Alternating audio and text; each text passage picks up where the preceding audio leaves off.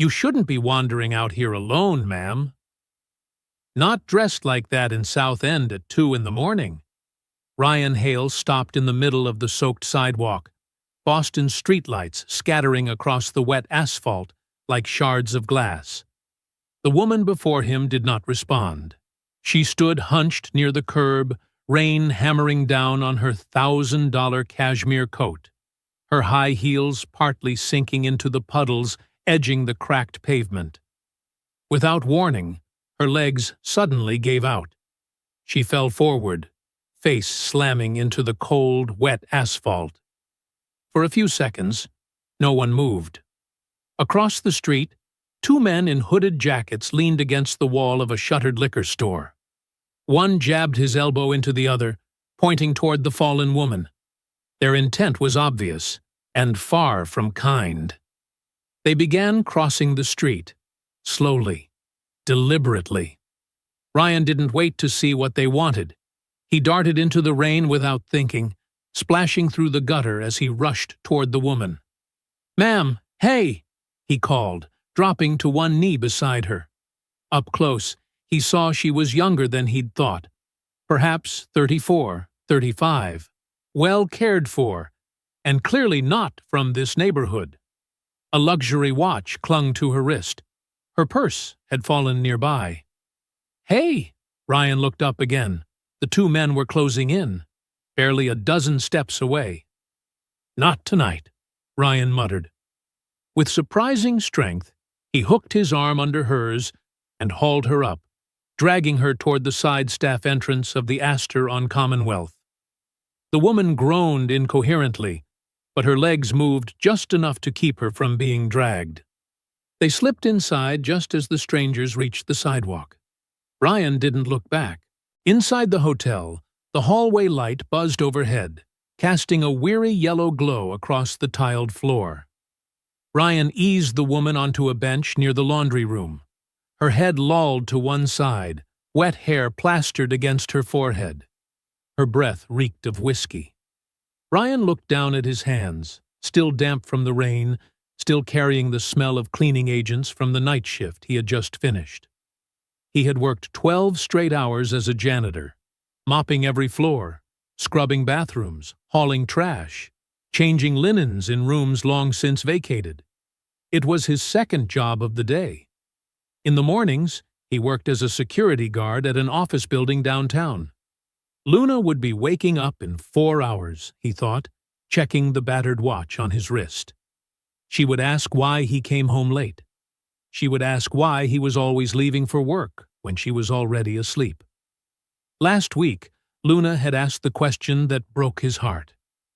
"Daddy, why do you have to work all night? I want you home when I go to sleep, like Emma's dad." Ryan had forced himself to explain in terms an 8-year-old could understand. "Daddy has to work a lot, so you can go to school and have good food. One day, Daddy will have a daytime job, and we'll have more time together." But the truth was, he didn't know when that one day would ever come. He searched through the woman's purse for identification, trying not to feel guilty. One of the business cards inside was edged in gold. Margot Kensington, CEO, Kensington Investment Group. Ryan stared. He knew that name. Everyone in Boston knew that name. Kensington Investment Group owned half the luxury real estate in Back Bay and South End. "Daniel," he called to the front desk clerk, "can you verify this ID?" Daniel returned with wide eyes. "Oh my God," he whispered. "It's her." "It really is," her Ryan wasted no time. He pulled out his phone and called a taxi. He wasn't about to let her spend the night here, and he sure wasn't about to let some random Uber driver run her card while she was unconscious. 15 minutes later, the taxi pulled up. Ryan pulled a $50 bill from his wallet, Luna's lunch money for the next 2 weeks, folded it tightly, and pressed it into the driver's hand before the man could protest. "Don't charge her. Just get her home." "She's unconscious." The driver raised an eyebrow but nodded. Ryan turned back to help Margot into the back seat. Her body sagged against him with the heavy weight of someone who had surrendered control. As he buckled her seatbelt, she mumbled something. "Good people," she slurred. "Rare. So rare these days." Ryan thought of his father. Jim Hale had died in an alley in Dorchester when Ryan was 16. Drunk, alone. No one stopped. No one cared. They had found him the next morning, frozen stiff in Boston's January cold. No one deserves to die alone like that, Ryan thought, as he closed the car door gently. The taxi sped off into the mist, its taillights glowing red in the fog. Inside, Ryan stood still for a moment, letting the silence settle. His shoes were soaked. His hoodie clung to his shoulders, and the clock above the reception desk now read 2:52 a.m. Just another night at the Astor on Commonwealth. And yet, somehow, it didn't feel like just another night. He walked back to the staff locker room, peeled off his wet hoodie, and wrung out the sleeves. He didn't know what had driven him to act tonight. Maybe instinct. Or maybe just a deep refusal to let one more person collapse while the world turned its back. Outside, the storm was breaking, and over the rooftops of South End, the first light of morning tore quietly, firmly, and irreversibly through the sky. Time to go home, Ryan thought, locking his locker. Luna would want to hear about Daddy's day. And this time, he would have something different to tell. He had no idea that in 6 days, his life would be completely transformed. No idea that the woman he had just saved would return with an offer he could not refuse, and could hardly believe.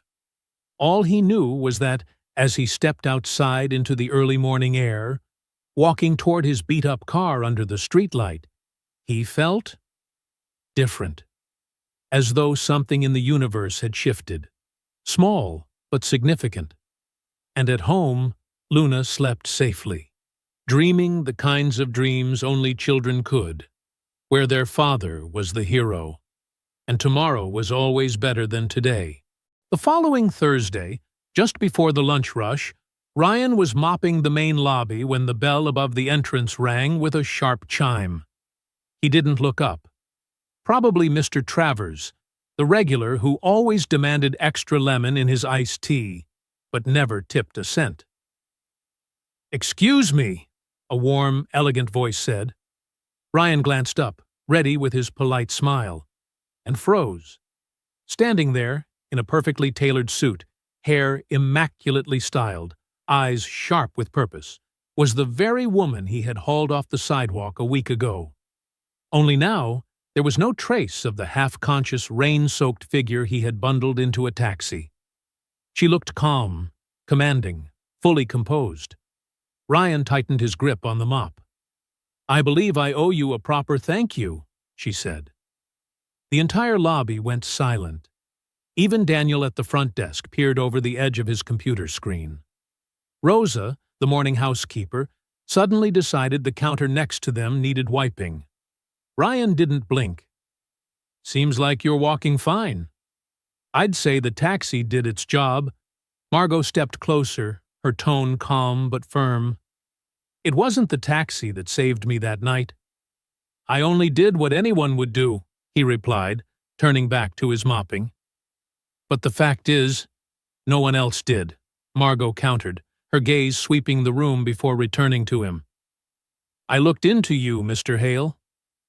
Ryan's stomach tightened. "I'm sure you did. You've worked here 6 years since your wife passed. You've done every job from janitorial to filling in at reception when needed, keeping this place running while the former manager neglected it. You've paid out of your own pocket for guest damages more than anyone should have to. You even paid for my taxi when you thought I couldn't handle myself." Ryan frowned. "You're making a lot of assumptions." "No," she said softly. "I'm stating facts." There was a long silence between them. Then she drew a thin leather folder from her coat. "I own this property," she said, "and several others. But this one, the Astor on Commonwealth, has been on the divestment list for some time. Poor performance, poor management, low profit. I was prepared to liquidate it. Ryan swallowed hard. If you're firing me, you dressed a little too nicely. I'm not firing you, Margot said. I'm offering you ownership. The mop nearly slipped from his hands. What? He said louder than intended. She didn't flinch. You are the only reason this place hasn't collapsed. The only reason guests still check in. I've run the numbers.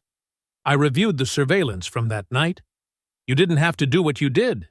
You could have left me on that sidewalk. Like everyone else, Ryan stared at her, unsure how to react. What are you talking about? He asked, voice thick with disbelief. Who gives away a hotel to someone else? I'm just a janitor. But you did it. While others walked past, she said simply. He looked at her, not sure whether to laugh or shout. So what is this? A rich person's guilt tour? Her smile faded. This isn't about guilt. It's about recognition. I don't need your recognition, he said. No, she said gently, but you deserve it. The folder on the counter remained untouched. He eyed it as if it might bite. I need time, he finally said. You have time, Margot replied, pushing the folder closer to him. Everything is in there. Legal transfer, debt clearance, renovation funding. My attorneys will walk you through every detail. And if you say no, I'll respect that. But I hope you won't. She turned to leave, then paused. There's something about you, Ryan. You don't wait for permission to do the right thing. That's rare. And then she was gone. Just like that. Ryan stood frozen, surrounded by silence, and people pretending not to stare. Rosa muttered, You gonna open that thing or not? Ryan kept his eyes on the folder. I don't even know what's in it. You just got handed a miracle, mijo, Rosa said. Aren't you gonna see what's inside? That night, after mopping the main lobby clean and locking the front doors, Ryan sat alone in the empty lobby. The folder rested unopened on his lap. He glanced at his phone. 6 missed calls from Luna. She must be worried, he thought. Normally, he'd have been home long ago. He pressed call back. Luna answered on the very first ring. Daddy. Her voice was joyful, but tinged with worry. Why are you so late? I called so many times. I'm sorry, sweetheart. I had something important to take care of. Did you have dinner yet? Miss Maria made grilled cheese for me, but Daddy. Luna's voice grew more serious. She said I could stay the night if you needed. Did something special happen? Ryan stared at the folder on his lap. How could he explain to an 8-year-old that someone had just offered to give them a hotel? Sweetheart, I think our lives might be about to change. Change how? For better or worse? I hope for the better. Much better. Did you get a new job? Luna asked, barely able to hide her excitement. Does that mean you won't have to work nights anymore? Ryan's chest ached. She always understood more than he gave her credit for. Maybe so, Princess. But Daddy needs to think carefully first. Daddy, I know you'll make the right choice. You always do. Her absolute trust filled him with warmth and pressure. Go to sleep now. I'll be home early tomorrow to take you to school. I love you. I love you too. When he hung up, the silence of the lobby wrapped around him like a heavy blanket. He opened the folder with trembling hands. Inside were documents stamped and signed, pre-approved by attorneys from Doyle and Associates. A detailed financial analysis of the Astor on Commonwealth, $340,000 in debt, most of it already cleared by transfers from Kensington Investment Group. A proposed renovation plan with a budget of $150,000. A hotel management training program costed at $25,000. An emergency fund of $50,000 for initial operating expenses. All under the name Ryan Michael Hale. On the last page was a handwritten note in blue ink. Ryan, you gave a stranger dignity when she needed it most. Let this bring you and Luna a better future.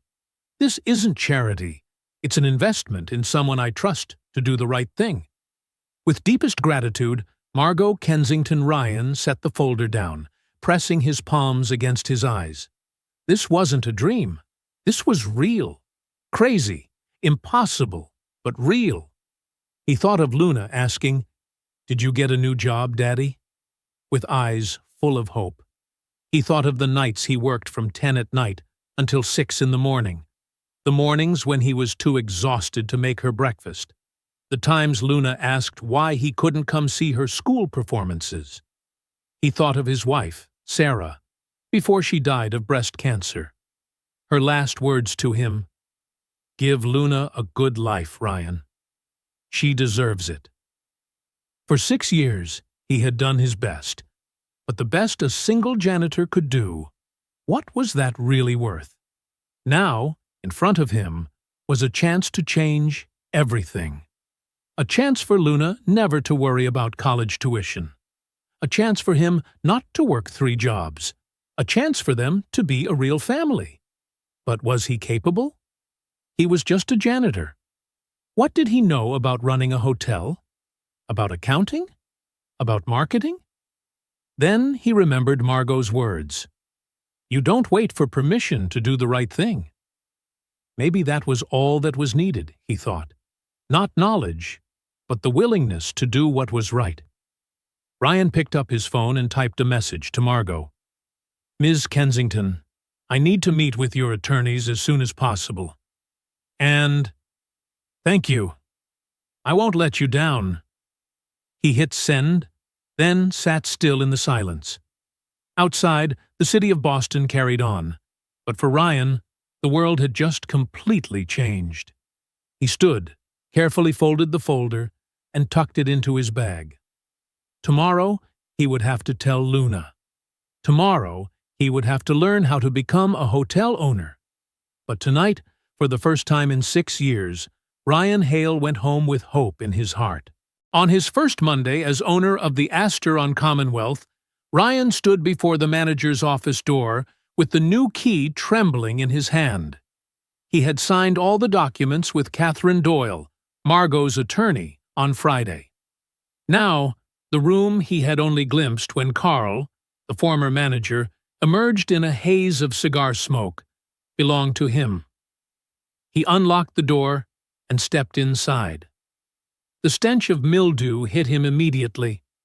The cramped room was piled with old invoices, broken chairs, and a wall calendar still pinned to 2018. The oak desk was buried in papers, moldy coffee mugs, and an ashtray overflowing with cigarette butts. Good Lord, Ryan sighed, setting down the new leather briefcase, Margot's gift, on the floor. Where do I even start? A soft knock made him turn. Daniel O'Connor stood at the doorway holding a cup of coffee. Morning, boss, Daniel said with a tentative smile. Figured you could use this.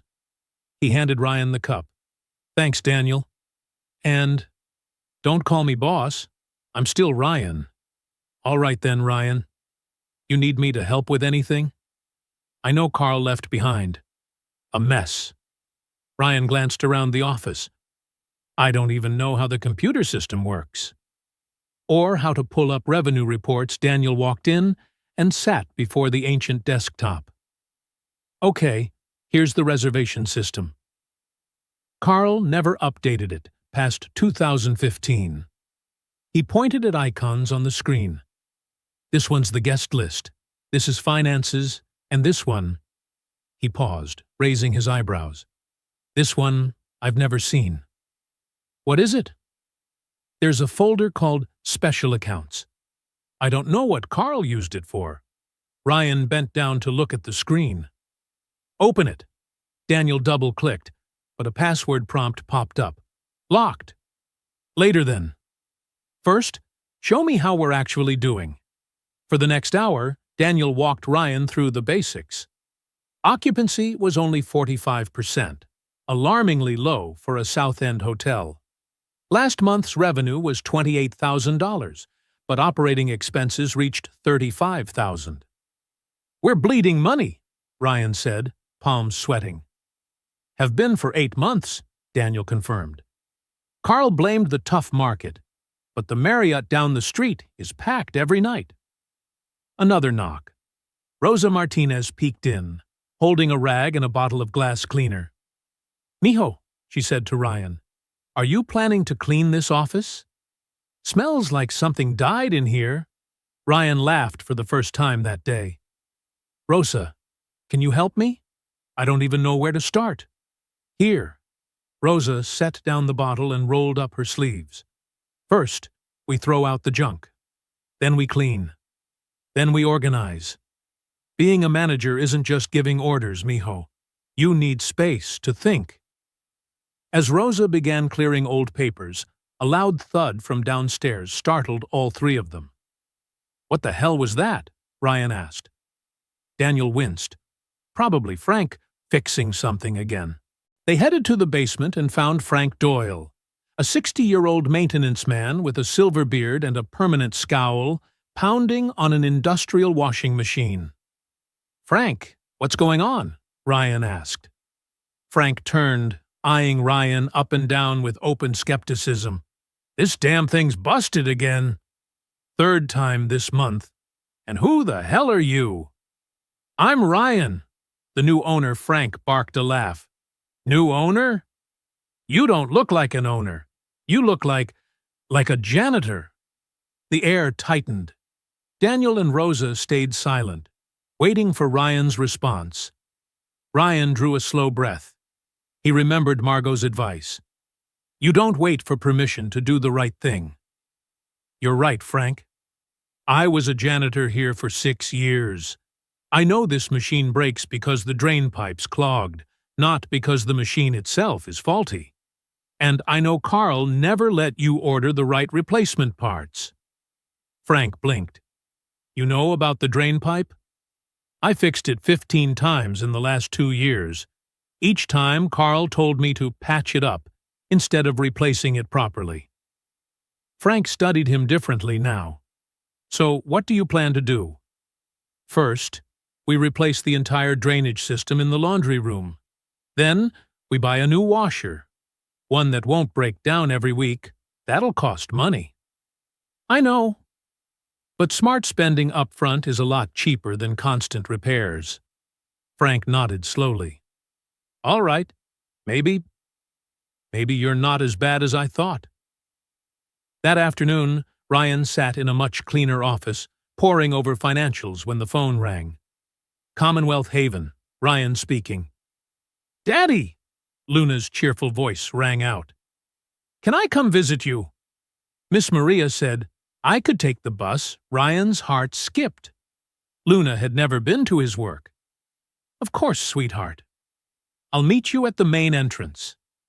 15 minutes later, Ryan watched Luna step off the bus, backpack with Hello Kitty straps bouncing, wearing the pink jacket Sarah had bought her before she died. Her wide eyes took everything in. "This is where you work, Daddy?" she asked as they entered the lobby. "That's right. And now, I own it." Luna looked around the main hall.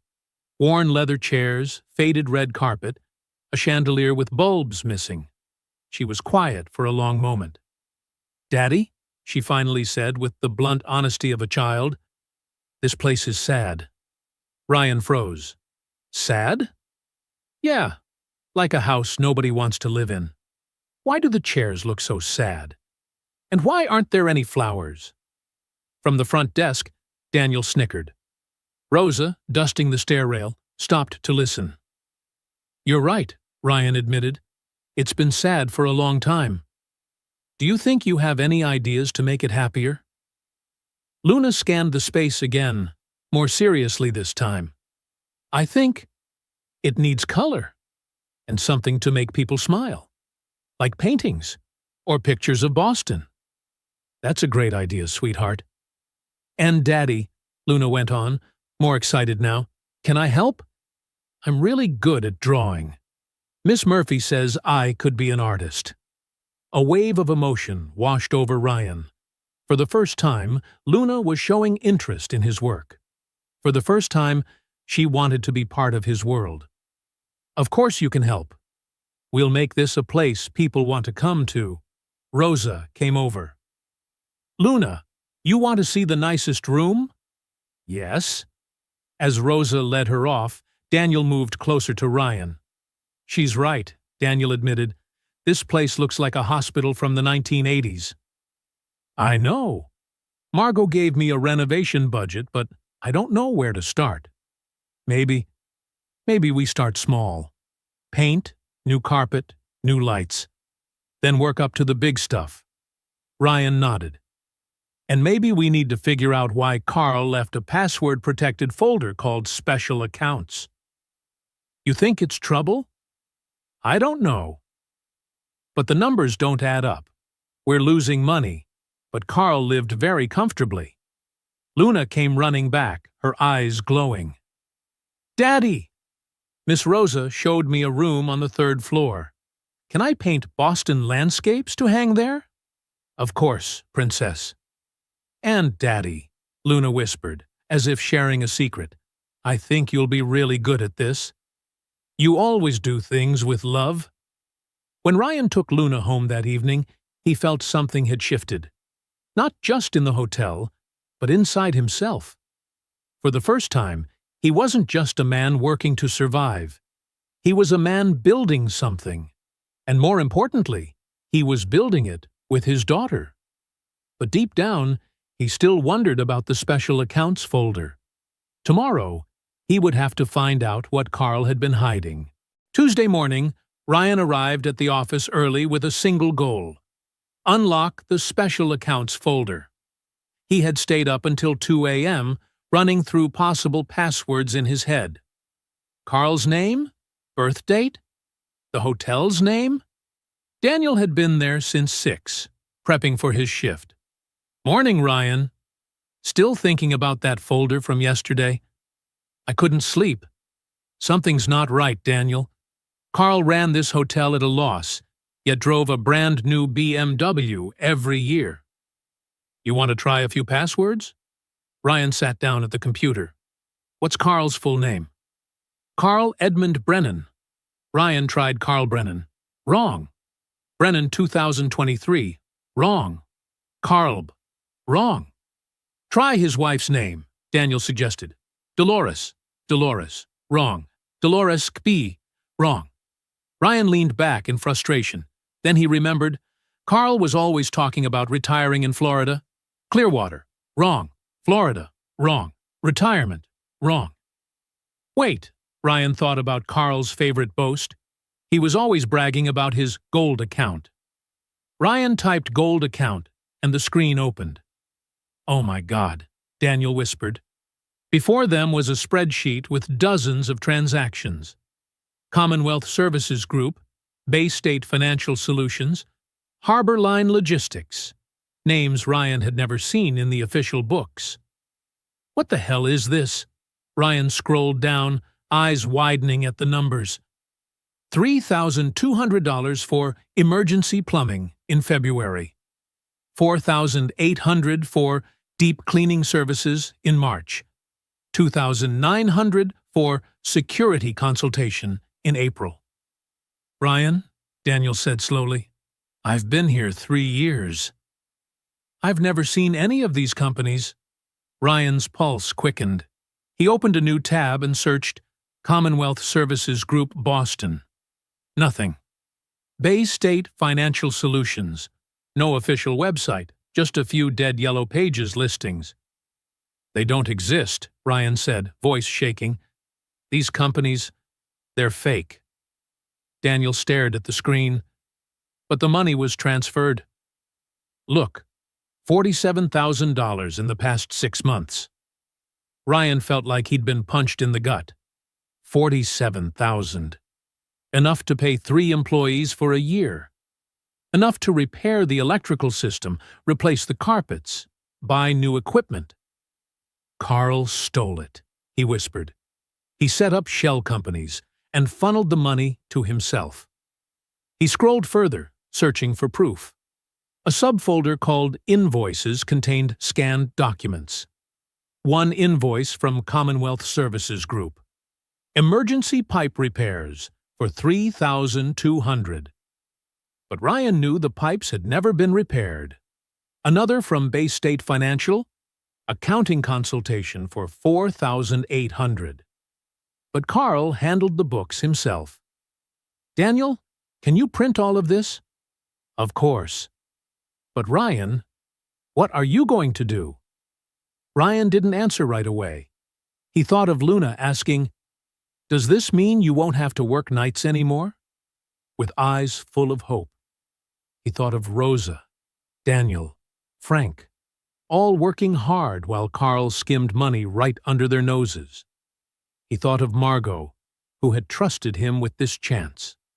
Her note. "This isn't charity. It's an investment in someone I trust to do the right thing. If I do nothing, I'm complicit," he thought. "But if I report this, the hotel could face an investigation. Margot might withdraw her support. I could lose everything." Footsteps on the stairs startled him. Rosa appeared in the doorway. "Buenos dias, mijos. Why do you two look like you just saw a ghost?" Ryan and Daniel exchanged a glance. Ryan decided Rosa deserved to know. "Rosa, sit down.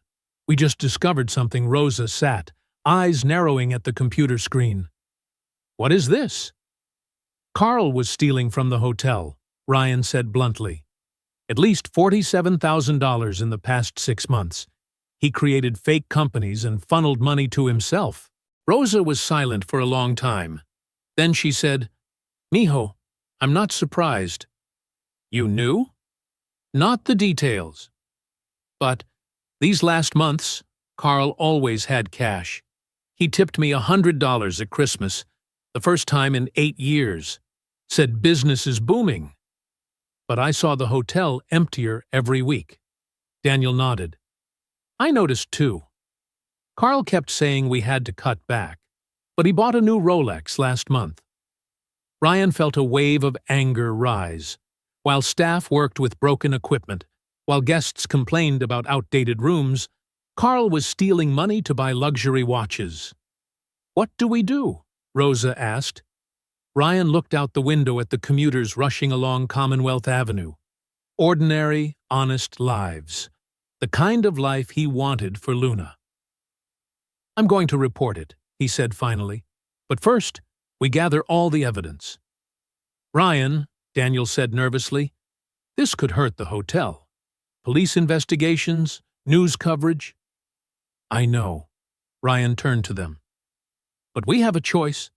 Pretend we don't know and become complicit, or do the right thing and face the consequences." Rosa stood, placing a hand on his shoulder. "Mijo, I've worked in hospitality 20 years. I've seen too many people stay silent out of fear. But silence only makes the bad ones bolder." "And think about Luna," she added. "What kind of world will she grow up in? One where people look away from wrongdoing? Or one where they have the courage to stand up?" Daniel nodded slowly. "Rosa's right. And Ryan, if you don't report this, Carl could pull the same scam somewhere else." Ryan thought of last night when Luna had asked, "Daddy, can I help paint pictures to decorate the hotel?" Her eyes lit up at the idea of helping build something beautiful with him. How can I build something beautiful on a foundation of lies? "All right," Ryan said, voice firm now. "Here's what we'll do. Daniel, print every single document. Rosa, can you write down everything you remember about Carl's suspicious behavior? I'll call Catherine Doyle, Margot's attorney, for legal advice." "And if this ruins everything?" Daniel asked. "If the hotel has to shut down?" Ryan looked around the office, now cleaner, organized, filled with hope. He thought of the plans he and Luna had made, brightening the lobby, creating a reading nook, planting a small garden out front. "If we have to start over, then we'll start over," he said. "But this time, we'll start with the truth." He picked up his phone and began dialing Catherine Doyle. His hands shook, but his resolve did not. "Luna, I'm doing this for you," he thought, "so you can grow up in a world where good people aren't afraid to do the right thing." 2 days after Ryan called Catherine Doyle, life seemed to return to normal. The attorney had promised to handle it discreetly and advised Ryan to keep running the hotel as usual. Daniel had backed up all critical data. Rosa had written a detailed report of Carl's suspicious behavior. Everything appeared under control. Ryan was in his office, looking over Luna's lobby renovation drawings, bright, colorful sketches with tulips and Boston buildings, when Daniel called from the front desk. "Ryan, someone's here to see you. Says it's about the Carl matter." "An attorney?" "No, doesn't look like a lawyer." Ryan frowned.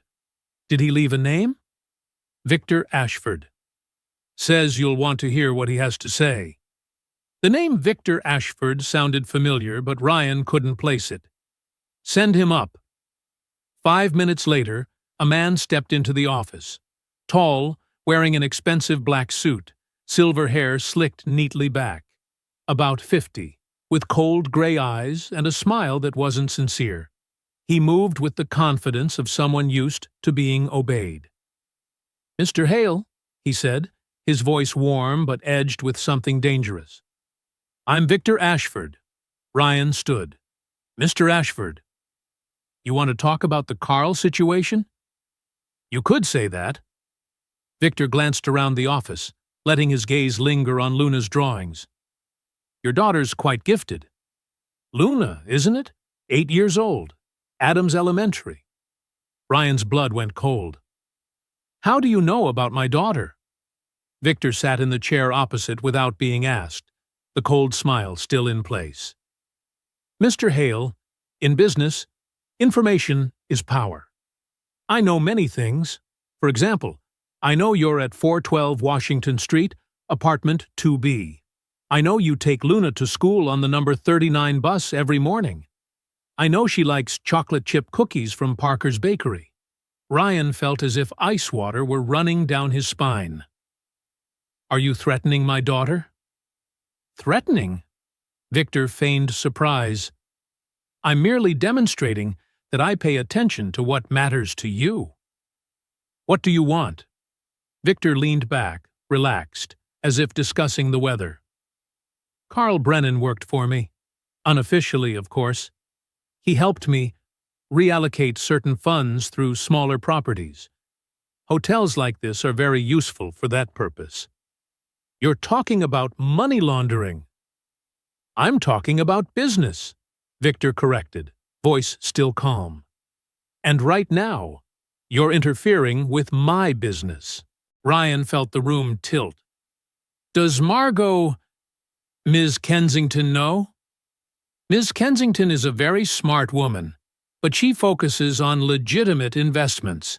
She doesn't need to know about supplementary operations." "What do you want me to do?" Victor stood and walked to the window overlooking Commonwealth Avenue. "Forget what you found. Delete those files. Tell the attorney you were mistaken. Carl retired and moved to Florida. Leave it at that. And if I don't?" Victor turned back, and for the first time his smile vanished entirely. "Mr. Hale, you have a good life. New job, new opportunity. A lovely daughter who gets to and from school safely every day. It would be a shame if unfortunate things were to happen." "You're threatening my daughter," Ryan repeated, this time not as a question. "I'm reminding you what you stand to lose." Victor moved toward the door. "You have 48 hours to decide, Mr. Hale. I hope you'll make the intelligent choice."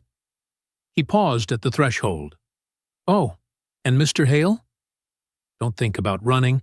I have friends in many places, police, schools, even hospitals.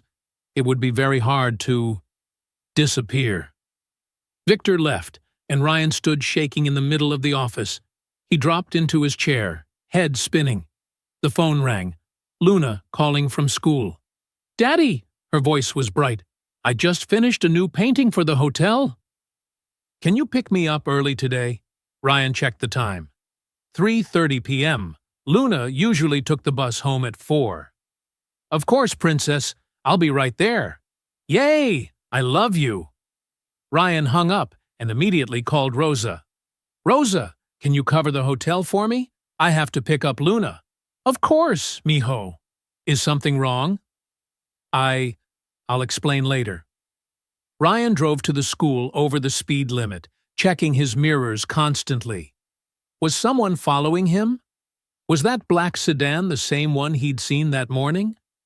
When he saw Luna run out through the school gates, backpack bouncing and face beaming, Ryan felt he could breathe again. "Daddy!" Luna hopped into the car. "Why are you early?" "I just wanted to spend some time with you." Ryan scanned the area once more before pulling away from the school. "Daddy, is something wrong?" "You look worried." Ryan watched her in the rearview mirror.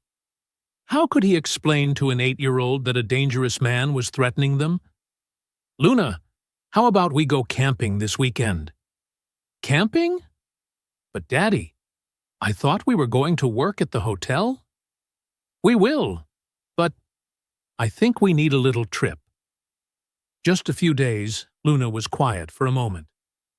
"Daddy, are we running away from someone?" Ryan nearly hit the brakes. "Why would you ask that?" "Because the last time we had to go on a sudden trip was when Mr. Peterson, our old landlord, wanted to raise the rent." I remember Ryan pulled over, turning to face her. Luna's big eyes, so like Sarah's, looked at him with understanding beyond her years. "Sweetheart," he said gently, "sometimes grown-ups have to deal with difficult problems. And sometimes the best way to protect your family is to go away for a little while." "So are we going to abandon the hotel?" I already painted lots of pictures. Ryan's heart cracked. "No, honey. We're not abandoning the hotel, I promise. We just need to be careful for a bit." Luna nodded solemnly. "Okay. But Daddy?" "Yes? This time I want to help you face the problem, not just run away." I'm older now. A wave of pride and pain washed over Ryan. His little girl had grown up too fast, forced to be brave too soon. "All right, Princess. We'll face it together. But first, we need a safe place to think about a plan." As they drove toward the hotel to pick up a few essentials, Ryan knew the real fight had just begun. Victor Ashford had made a grave mistake when he threatened Luna. Now, this wasn't just about doing the right thing. It was about protecting his family. The next morning, Ryan brought Luna to the hotel to collect some important documents before moving temporarily into Rosa's home. He had called Rosa the night before, explaining the threat. She had immediately invited them to stay with her family in Roxbury. "Mijo," Rosa had said over the phone, "no one threatens our family. Bring Luna here." As soon as they parked in front of the Astor on Commonwealth, Ryan knew something was wrong. A sharp, acrid smell drifted out of the building, and he saw Daniel standing at the door, his face stricken. "Ryan!" Daniel ran over. "Thank God you're here." "Someone broke in last night. Did they steal anything?" "No. They vandalized. The electrical system's been cut. Every AC unit smashed, and—" Daniel glanced at Luna. "Maybe she shouldn't go inside." Ryan knelt down to Luna's eye level. "Sweetheart, can you sit in the front lobby chairs and do some drawing? Daddy needs to check something." Luna nodded, though her eyes were filled with worry. "Is this because of the bad men you told me about yesterday?" "Maybe so, honey. But don't worry. Daddy will handle it." When Ryan stepped inside, he was stunned by the destruction. Severed wires littered the floor. All the lobby's AC units had been smashed. The front desk computer screen was shattered. "Lucky no guests stayed last night," Daniel said. "But Ryan, this—" He pointed toward the manager's office. Ryan's office had been completely ransacked. Drawers yanked open, papers scattered everywhere, and on the wall, in red paint, were the words, 48 hours. Rosa appeared from the back, broom in hand. "Mijo, I called the police. They'll be here in 20 minutes. Rosa, you shouldn't be here. It's dangerous." "Dangerous, my foot," Rosa shot back firmly. "This is my workplace. Our workplace. No one has the right to do this." Frank Doyle emerged from the basement, his face smeared with soot and fury. "Ryan, they smashed the furnace and the water heater. Damages probably $15,000. Ryan felt like he'd been punched in the gut. 15,000. Almost the entire emergency fund Margot had left. "But," Frank added with a sly grin, "I recorded everything." "Recorded how?" "I set up my own security cameras in the basement 2 weeks ago. Those bastards had no clue." Frank patted his pocket, where a USB drive bulged. "We've got their faces." Ryan felt a spark of hope. "Frank, I know you're doing the right thing." Frank cut him off. "Carl was a bastard. I knew it for years, but kept quiet because I needed the job. Not anymore." As they spoke, Emily Chen walked in, though it wasn't her shift. "I heard from Rosa," Emily said softly. "How can I help?" "Emily, you don't need to—" "Mr. Ryan?" she interrupted, louder than usual. "For 2 years you've helped me. When my kid was sick, when I needed an advance to pay rent. Now it's my turn to help you?" Daniel nodded. "We've been talking over messages since last night. We'll take turns watching the hotel 24/7 until this is settled." "You don't understand," Ryan said, moved but worried. "These people are dangerous." "They threatened Luna." "That's exactly why," Rosa said firmly. "We can't let them win. Ryan, Mijo, we're family now. Family protects each other." Outside, police sirens wailed closer. As Ryan stepped out to meet them, he saw Luna sitting in the lobby chairs, sketching with colored pencils. "What are you drawing, princess?" Luna looked up, eyes bright. "I'm drawing your hotel, Daddy." Ryan looked down at the picture. She had drawn the Astor on Commonwealth, but not as it was. In her drawing, the hotel was bursting with color. Flowers in the windows, bright flags draped from balconies, people smiling as they went in and out. At the top, she had written, "Daddy's Hotel, where everyone is happy." "Daddy," Luna said solemnly, "I know bad people broke the hotel. But I made this to remind you. Bad people can't destroy dreams. They can only break things." Ryan felt his eyes sting. "You're right, Luna. Absolutely right." The police arrived and took statements. Detective Martin Rodriguez, a sharp-eyed Latino man in his 40s, reviewed Frank's security footage. "This is good evidence," he said. "We can ID at least 2 of them. But Mr. Hale, do you have any idea why someone would do this?" Ryan glanced at Rosa, Frank, Daniel, and Emily. They all nodded encouragement. "Detective Rodriguez, I need to report a money laundering network. Our former manager, Carl Brennan, worked with a man named Victor Ashford. They used this hotel to launder money, and when I found out—" "They threatened you," the detective finished. "I see. Do you have proof of the laundering?" "Yes, all of it's backed up and sent to my attorney." "Good. We'll need all that information. And Mr. Hale, do you and your daughter have somewhere safe to stay?" "Yes, he's staying with my family," Rosa interjected. The detective nodded. "Good. I'll contact the FBI about the laundering. In the meantime, we'll increase patrols around this area. After the police left, the staff gathered in the wrecked lobby.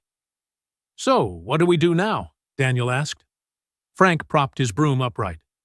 We clean. We repair. We reopen. But the damage, Ryan began. Mijo, Rosa cut in. We'll work for free until this place is back on its feet. Right? She looked around. Daniel nodded. I can fix the computers. My friend at Best Buy owes me a favor, Emily said softly. My husband's an electrician. He can help with the wiring. Frank grinned. And me, I know where to get second-hand AC units that still work. Half the market price. Ryan looked around at these people he had once considered only co-workers. Now they were ready to sacrifice for a shared cause. You don't have to. Ryan, Rosa said, placing a hand on his shoulder. We're family now. Family doesn't abandon each other in hard times. Luna stood up, holding her drawing. And when we fix it, I'll make even more paintings. To make the hotel prettier than before. Frank chuckled, a sound Ryan had never heard from him. She's right. We'll make it better than before. As they began cleaning, Ryan felt something had shifted. Victor Ashford thought vandalism would scare them into surrender. Instead, it had bound them together. We won't just survive, Ryan thought, watching his team work side by side. We'll win. 3 days after the vandalism, Ryan sat in a small cafe in Cambridge, far enough from the Astor on Commonwealth to avoid being watched. Detective Rodriguez had introduced him to Claire Donovan, a veteran investigative reporter at the Boston Globe who specialized in corruption and financial crime. Claire Donovan, 45, short red hair and sharp blue eyes, sat across from Ryan with a cup of coffee and a small recorder. Mr. Hale, she said, her voice low and professional. Detective Rodriguez told me about your situation. But I need to hear it directly from you. From the beginning, Ryan glanced around the cafe. Only a few students studying and an elderly couple reading newspapers. Before I start, I need to know, could this put my daughter at risk? Claire paused mid-sip. What do you mean? Luna. She's only 8. If this goes public, if Victor Ashford or his people retaliate, could I lose custody? Could they say I'm an unfit father because I couldn't protect her? Claire set her cup down, her eyes softening. Mr. Hale, I have 2 kids. I understand your fear, but think about it this way. If you stay silent, Victor Ashford and men like him will keep hurting others. Maybe other children, other families will be threatened. I know, but... And more than that, Claire continued, going public will protect you and Luna. Once this is out in the open, it'll be much harder for them to take care of you quietly. Ryan exhaled deeply. I need your word that Luna's name won't appear in the story. Of course. We'll only refer to her as his daughter, and we can blur your face in photos if necessary. All right. What do you want to know? Claire switched on the recorder. Tell me about the night you saved Margot Kensington. For the next 45 minutes, Ryan recounted everything.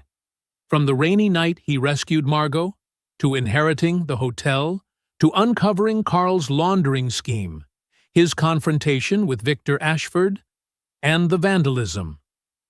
Claire took notes non-stop, occasionally asking clarifying questions. Do you have evidence of the fraudulent transfers? Yes, all backed up and sent to Margot's attorney. Catherine Doyle can provide them. And about Victor's threats? I didn't record them, but he knew far too much about Luna. Our home address, her school, even the kind of cookies she likes. That can't be coincidence. Claire nodded. And your staff can testify? Rosa, Daniel, Frank, Emily, they're all willing. Especially Frank. He has video of the vandalism. Excellent. I'll also need to speak with Margot Kensington.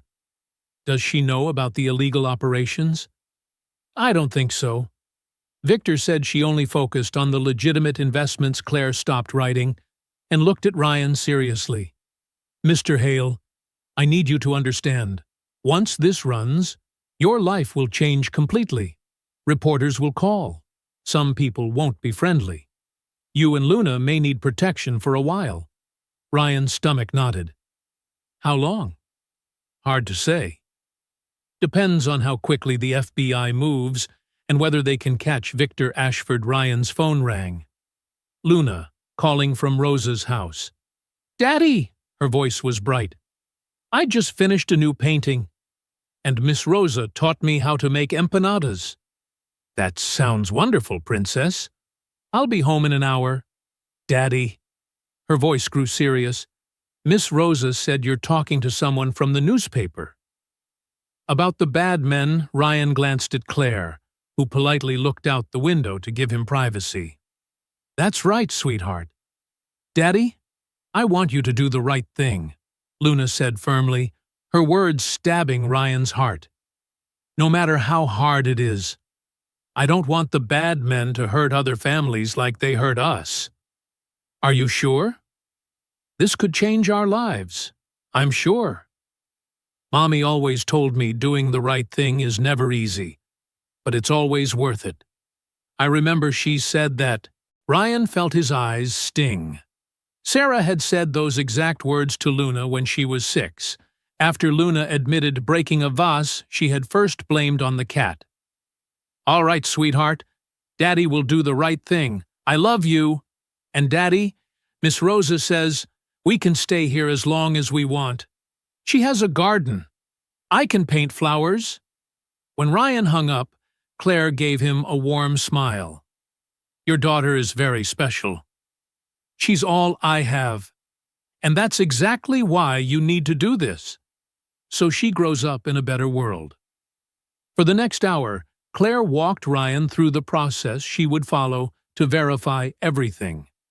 I'll speak with your attorney, with the staff, and I'll try to reach Margot Kensington.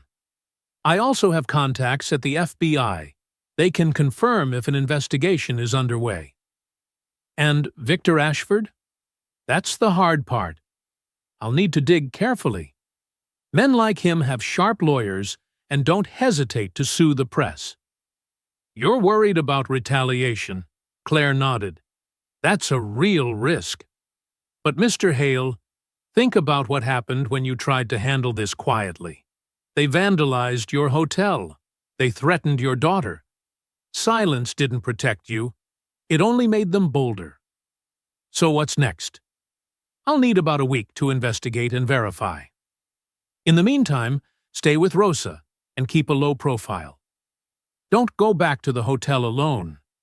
And if anything unusual happens, anything, call me immediately. She handed Ryan her card with her personal number. I'd also like to meet Luna. Ryan tensed. Why? Not for an interview. I just want her to understand what's happening. Sometimes children cope better when they know the truth, instead of being kept in the dark. Ryan thought of Luna, how she always seemed to see through things with uncanny clarity. All right, but I'll be there. Of course. As they prepared to leave the cafe, Claire placed a hand on his shoulder. Mr. Hale, what you're doing is brave. Not everyone is willing to stand up to men like Victor Ashford. I don't feel brave. I just feel scared. That's what real courage is. Doing the right thing while you're scared. Driving back to Rosa's, Ryan thought about Luna's words. I want you to do the right thing, no matter how hard it is. An 8-year-old braver than most adults, he thought, including her father. But now, with Claire Donovan and the Boston Globe behind him, Ryan felt, for the first time, that they had a real chance to win this fight.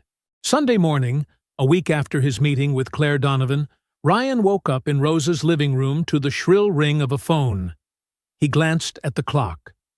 6:30 a.m. "Ryan!" Rosa called from the kitchen, her voice brimming with excitement. "Mijo, the article is out. Claire just called." Ryan sat up, his heart pounding. This was the day they had been waiting for and dreading all week. Luna came bounding down from the upstairs bedroom, her hair still messy, pajamas covered in teddy bears. "Daddy? What's going on? Why is everyone shouting?" "Sweetheart, the article about our hotel has been published." The family gathered around Rosa's iPad. Claire had sent a link to the Boston Globe story. A bold headline filled the screen. "Boston Hotel at Center of Multi-Million-Dollar Laundering Network. Janitor turned owner exposes corruption." Luna pointed at the screen. "Daddy, that's your name? Ryan Hale, 38, single father." "You can read that already?" Ryan asked, surprised. "I practiced with Miss Rosa all week. And look, there's a picture of our hotel." Rosa scrolled down and read aloud.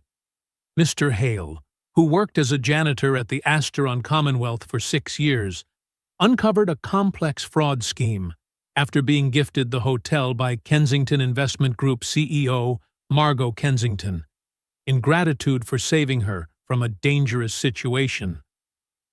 "Daddy," Luna interrupted, her eyes glowing, "the paper says you're a hero." Ryan felt his face flush. "Sweetheart, I just did the right thing."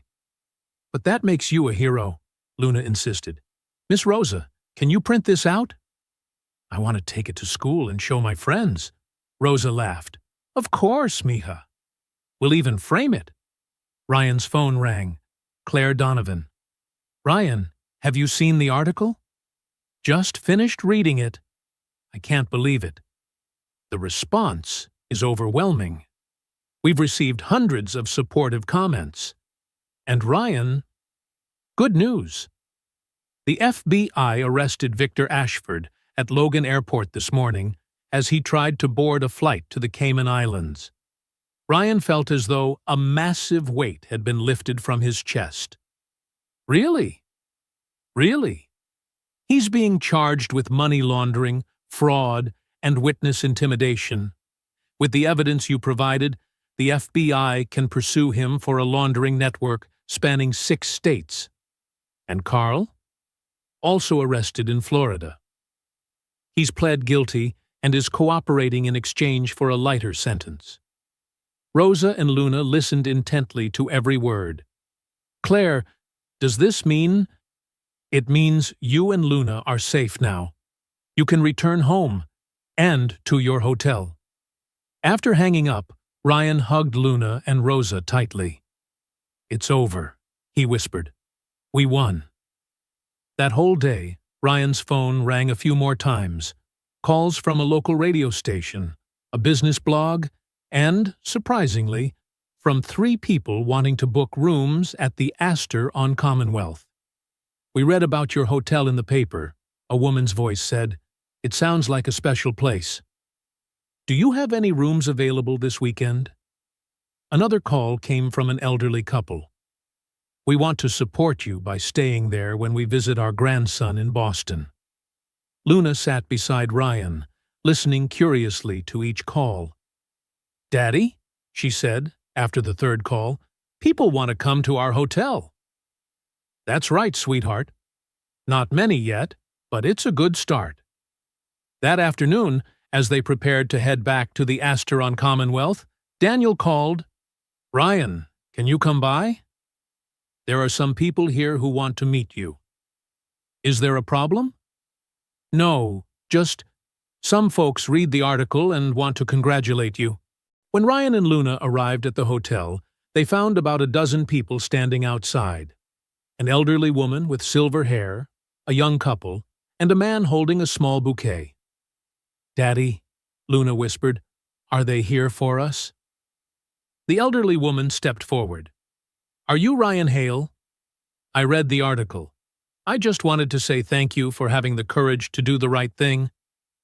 The man with the flowers added, "I've lived in this neighborhood 20 years.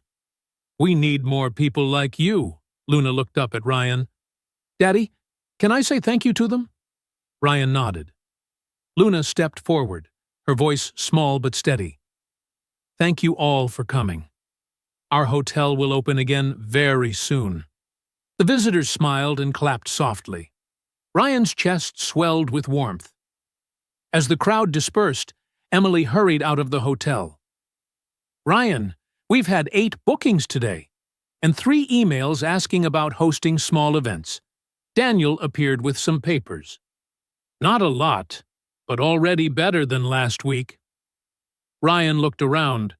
The hotel that had been trashed just a week ago now had bouquets of flowers from neighbors and its first new reservations. "This is the beginning," he said, pulling Luna close. "We made it through the hardest part." Luna looked up at her father with a radiant smile. "And Daddy, now everyone will know that doing the right thing is always worth it." That was exactly what Sarah would have said, Ryan thought. And for the first time since her death, he felt she was smiling somewhere, proud of their little family. 2 weeks after the article was published, Ryan was in his office reviewing the breakfast room renovation plans when Daniel called from the front desk. "Ryan, there's a lady here to see you. She says her name is Eleanor Ashford." Ryan froze. Ashford. Is she connected to Victor? She says she's his mother. But Ryan, she looks very different. Very polite and sad. Ryan glanced toward the lobby window, where Luna sat drawing, treating the hotel as her second home every afternoon after school. "Send her up. But Daniel, stay nearby." 5 minutes later, a woman stepped into the office.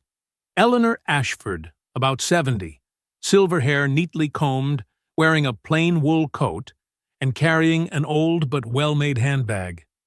Nothing like the flashy image Ryan imagined of Victor's family. "Mr. Hale," she said, her Boston-accented voice trembling slightly. "Thank you for agreeing to see me. I know this is uncomfortable." "Mrs. Ashford." Ryan stood, but did not extend his hand. "What do you want?" Eleanor sat, placing her bag on her lap and clasping her hands tightly. "I came to apologize. For what my son did to you and your daughter." Ryan hadn't expected that. You know about what Victor did?" "I read the papers. I spoke with his lawyer. And—" She faltered, voice shaking. "This wasn't the first time." "What do you mean?" Eleanor looked toward the lobby where Luna was drawing. "That's Luna, isn't it? I hear she's very bright." "Yes, and I'll protect her at any cost." "I understand. I once tried to protect my son, too." Eleanor opened her bag and pulled out a thick envelope. "But perhaps I protected him the wrong way." "What are you saying?" "Victor wasn't always like this," she said softly. "As a boy, he was kind. But when my husband, Victor's father, became wealthy, we ruined him." Ryan leaned back, curiosity breaking through his guard. "We gave him everything he wanted. Whenever he got into trouble at school, we paid it off. When he hurt friends, we taught him that that's how the world works. We thought we were giving him an advantage. But really, we were stripping away his humanity." "Why are you telling me this?" Eleanor's eyes flicked back to Luna. "Because I see you raising your daughter differently. I've watched you these past 2 weeks. You've been watching us?" Ryan tensed. "Not spying. I live just 2 blocks away. Sometimes I walk past here. I saw her helping staff clean up. I saw you teach her to say sorry when she spilled juice.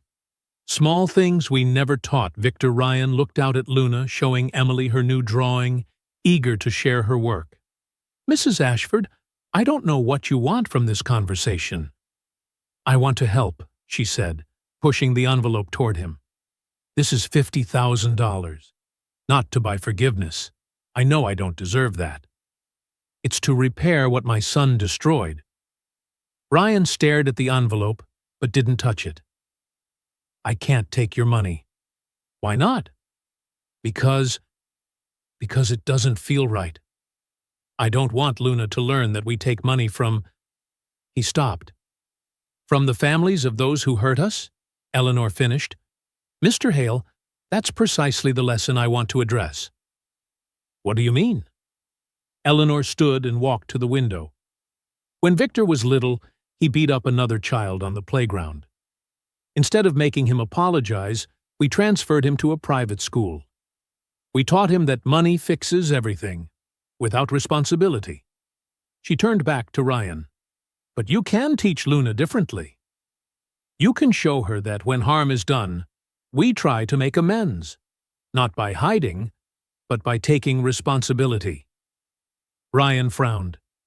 You want me to take the money as a lesson in responsibility? I want you to show her that good people can choose forgiveness. That kindness is stronger than hatred. The office door burst open, and Luna skipped in, her face glowing. Daddy, I just finished a drawing of... Oh, she stopped when she saw Eleanor. Luna, this is Mrs. Ashford, Ryan said. She came to speak with us. Luna looked at Eleanor curiously. Who are you? Eleanor knelt to meet her eyes. Sweetheart, I'm the mother of someone who hurt your family. I came to say, I'm sorry. Luna looked at Ryan, then back at Eleanor. Did you mean to hurt us? No, darling. I want to help. Luna thought for a moment. My mom used to say, sometimes good people do bad things, but that doesn't mean they're bad forever. Do you think your son can become good again? Eleanor's eyes filled. I hope so, sweetheart. But that depends on what he learns from this. Luna nodded gravely. Daddy, I think we should listen to her. Ryan looked at his daughter, an 8-year-old teaching him about forgiveness. All right, he said at last. Mrs. Ashford, we'll accept your money. But with a condition. What condition? Ryan glanced at Luna, then back at Eleanor. I want Luna to understand that people can change. If you truly want to help, maybe you can visit sometimes. Not to talk about the past, but to show her we can build good things out of hard beginnings. Eleanor smiled for the first time since arriving. You mean I could help rebuild this hotel? If you'd like. Luna always needs someone to guide her drawings, and we're planning a small garden out front. Luna took Eleanor's hand. And you can teach me about flowers. I want to paint them, but I don't know their names. Eleanor's eyes brimmed again. I'd love to, sweetheart. I used to have a beautiful garden. Watching Luna clasp this stranger's hand with total trust, Ryan realized his daughter was teaching them all an important lesson: the power of forgiveness. 6 months after his meeting with Eleanor, Ryan stood outside the hotel with Luna, gazing at the freshly polished sign, Commonwealth Haven, a place for families. Daddy, Luna said, pointing at the flower pots Eleanor had helped plant beneath the ground floor windows. I like this name better. Why's that, sweetheart?